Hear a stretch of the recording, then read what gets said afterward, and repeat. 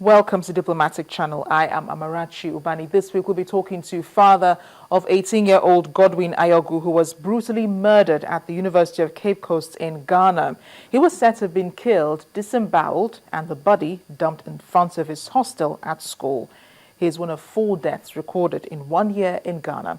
And we're not going to speculate why he was killed. Now, we'll leave that to the authorities to determine. But his father feels his son's murder was planned by his Ghanaian roommate, Abosi Gueos, known to his friends as Ine.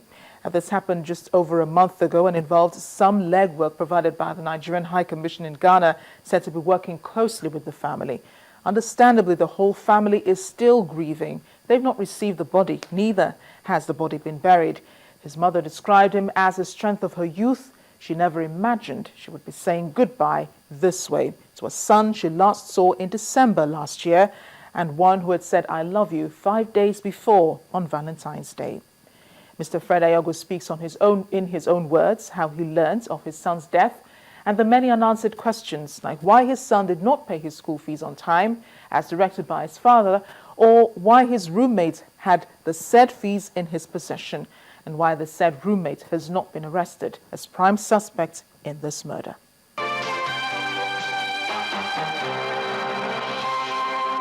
As a matter of fact, what is happening to me now is like a dream.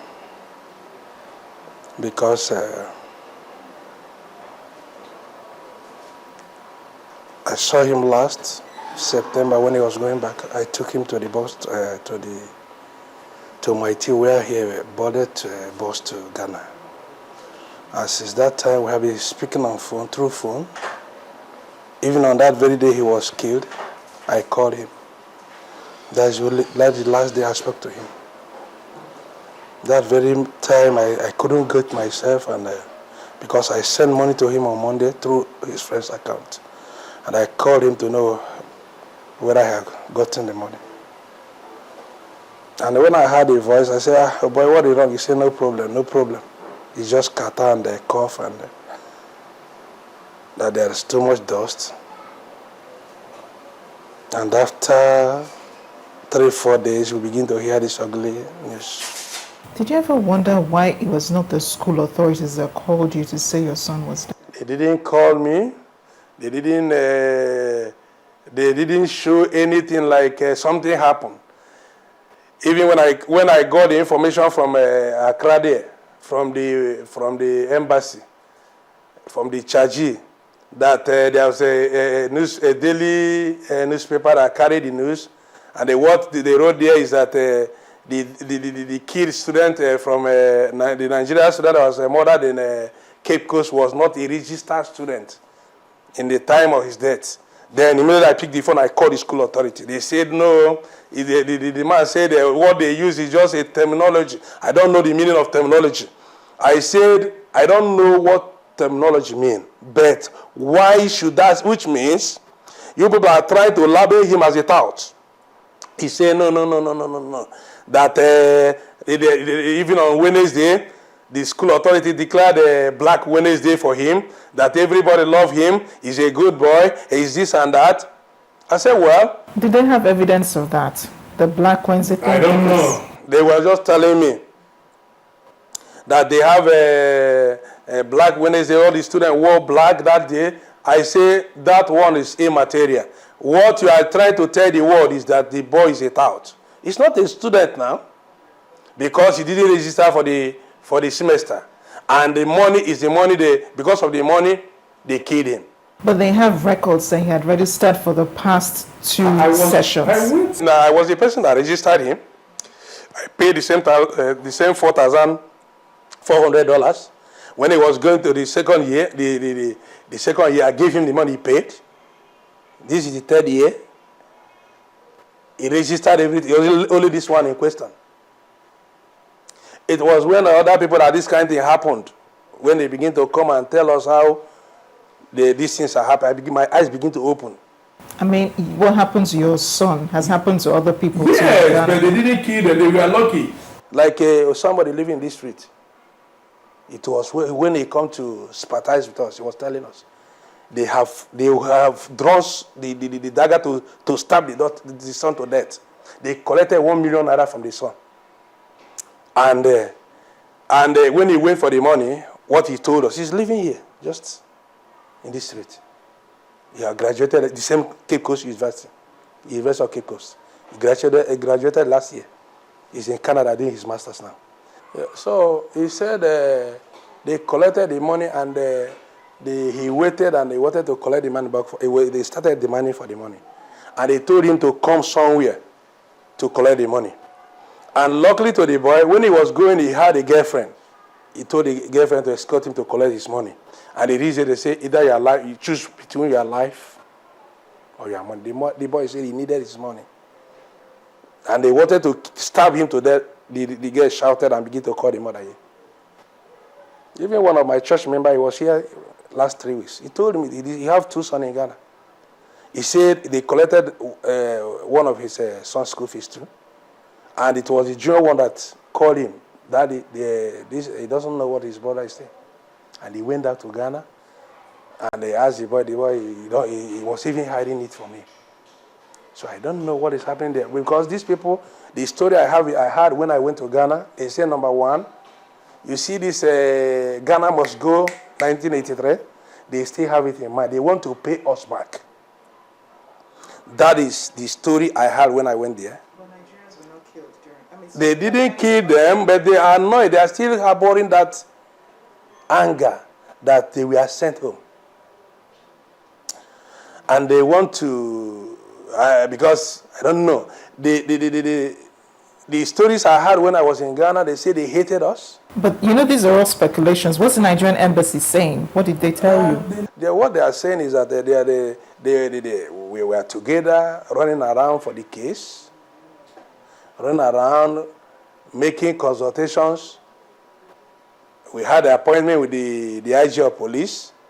At the dying minute, he called us that he have urgent meeting somewhere that we should meet the criminal officer, and the charges say he cannot meet any other person than him. When I made a statement in the command in the Cape Coast, they assured me of a quick investigation, and at their own, they doesn't waste time, and they doesn't arrest and they keep in custody. It's after the investigation, they arrest and they prosecute. They will take them to court and prosecute immediately. But now they are turning us upside down.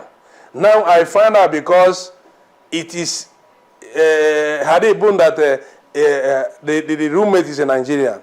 That is why they said they would have quickened something. But because he's a Ghanaian, so they are trying to delay or to do another thing which I don't know. So where are they now with investigations? What was the last thing when you I heard? called the chargee, he said that he called them and they had a discussion, and the police was telling them that they had a breakthrough. Did he tell you what the breakthrough was? And they asked them, what is the breakthrough? They said it doesn't leak anything, it doesn't leak their investigation. And okay, they said, and the chargee asked him, is anybody in detention? They say no. They invited them, even the driver that is looking after my son, they invited him for questioning. After questioning him, he called me. I said, why is police disturbing him? I said, whatever I know about my son, just tell them. I don't. The driver is Ghanaian. Yes, he's a good boy. He's a good man.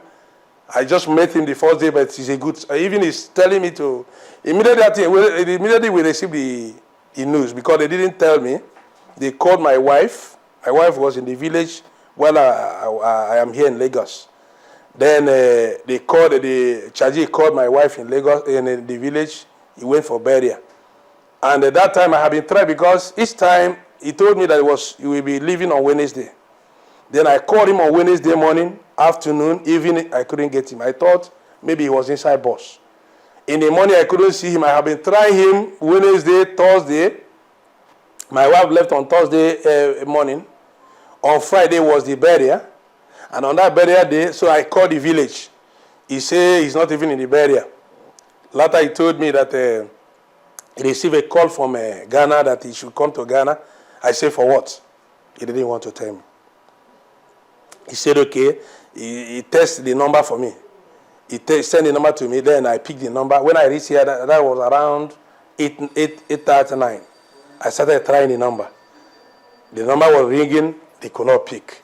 Later, the man called me and he introduced himself as Abraham Boko, the charge of a Nigerian High Commission in Ghana. I said, my wife gave me the number to call him. What is happening? He said that my son was, there's an ugly situation that happened in the Cape Coast, University of Cape Coast, and my son is missing. This only thing. He said, okay, tomorrow, he said, I've sent his boys to, his boys have gone there to know that when they brought the report, he will get me in touch. So I waited till that guy immediately told me that, and then I called the driver. I called him and I said, what happened? Is there any problem in the school? He said, no. I said, what happened? That somebody called me and he said, okay, that he had to go to the campus. He went to the campus and I called him. He was telling me, please come tomorrow morning. I said, what am I coming to do? He said, I should come. I said, tell me why I should come. He said, I should come. That is how, that the information we got. In the morning, I waited till the morning. I was sitting upstairs with my phone, waiting for the man that told me that he will get in touch with me. The phone, after around 10 o'clock in the morning, I called him. He didn't pick. Then my doctor friend that we were living together at Cape here is working in Northern State now. He called me and I picked the phone. He said, there is problem. I say yes. Immediately he told me there is problem. I say yes. He was the person that broke the news to me. He said the wife saw it in the internet in Abuja. That is how I come to know. Then I called the embassy. They said I should come. The following morning, I left to the embassy. I left to Ghana. On my way, they called me that I should go to the school. I said, no, I cannot go to the school. I have to come to the High Commission and see them. So when we went there, they welcomed us and they gave us a vehicle. They invited some people. They gave us a vehicle. And they went down to the school. Back now for the concluding part of the interview with Mr. Fred Ayogu.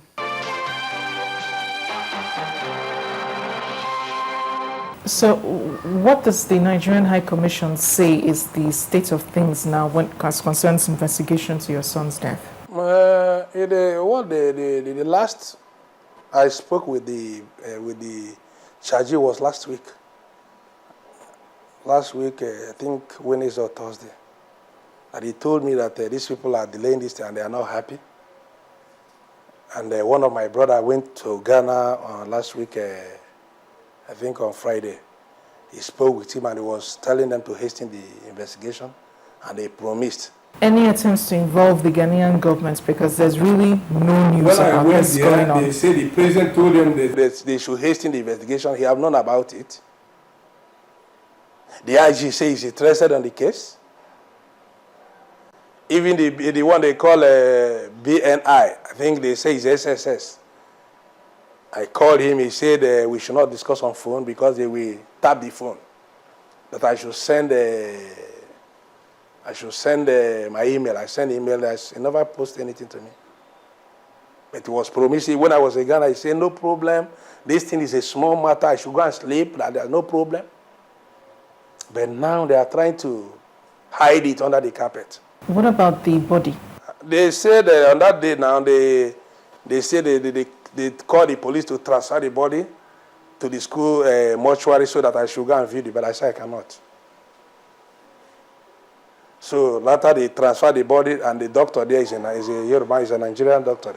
He said that the mortuary is more better than the police one, that they have to keep him there. Then I said, no problem, but me, I will not see. They'll keep him for the period of investigation? Yes, yes. Then